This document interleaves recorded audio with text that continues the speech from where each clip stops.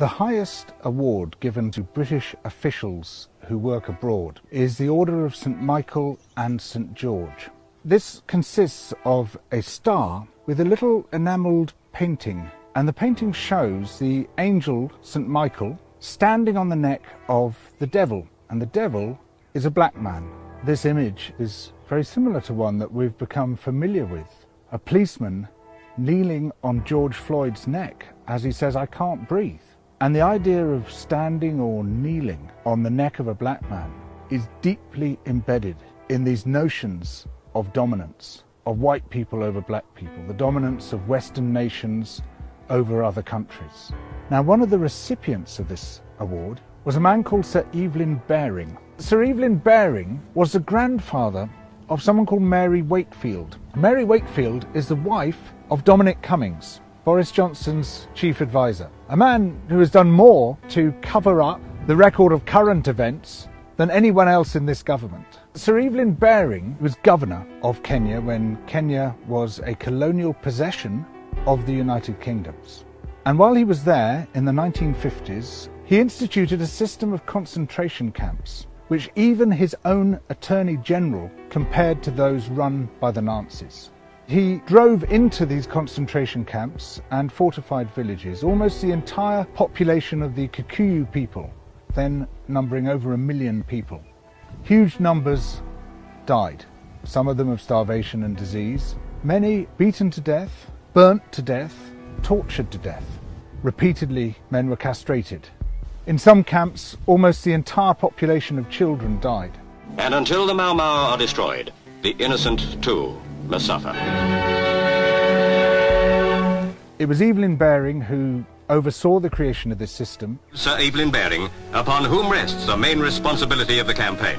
We are making progress in that struggle, and we are all confident that in the end we will succeed. He also directly authorised the beating to death of people within those camps. When Labour MPs asked inconvenient questions about this, on one particular occasion when 11 men were beaten to death, he told the Colonial Secretary to tell the MPs that they had died from drinking contaminated water. Before Britain left Kenya, there was an order sent down, implemented by Special Branch, to conduct what they called a thorough purge of the archives.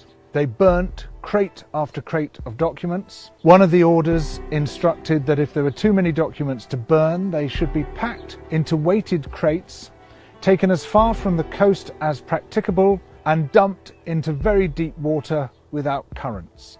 They erased not only the evidence of what happened in Kenya, but much of what happened in Malaya. The British troops in Malaya, slowly but steadily, are smashing the Reds' reign of terror, and they'll keep at it till the job's done. In Yemen, where Britain fought its dirty war, in Aden. We're going to be extremely firm and extremely mean. If anyone starts any trouble, they'll just get the head blown off. They'll get the message in time, you know. We remember all this in the context of Boris Johnson telling us that to pull down statues is to lie about our history. The entire history that we are told about British imperialism is a lie. We, as a nation, have a greater level of pride in our empire than any other European nation. People look back with nostalgia to Britain's imperial past. That's impossible to understand unless we understand the massive fabric of lies, of deletions, which has airbrushed the colonial atrocities practiced everywhere we went. Imperialism has long been justified through the notion that the white man had a duty to civilize the so-called other races. Racism is an ideology, and to a very large extent it was created by British theorists. You can take it back to the late 18th century and the work of a physician called Charles White, who was one of the people who formalized this idea that there's a sort of ladder of life, and the white man is at the top of that ladder, and below the white man on the ladder is the white woman, and below that were people with dark skin. That ideology remains with us today. It's that ideology which led to the policeman kneeling on the neck of George Floyd, institutional racism, to systemic racism, and a huge part of that ideology began here in the United Kingdom to justify our seizure of other people's resources and other people's lives.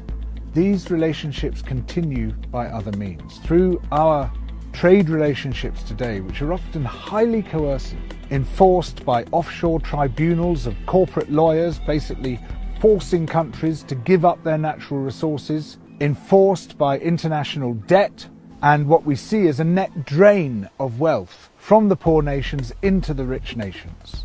This wealth is not just being taken from other people in the world today, it's also being taken from future generations. The capacity of the earth to support us is being wrecked by those who are burning through the earth's resources as quickly as possible, who are destroying our life support systems. Environmental destruction, imperialism, racism, these are intimately connected.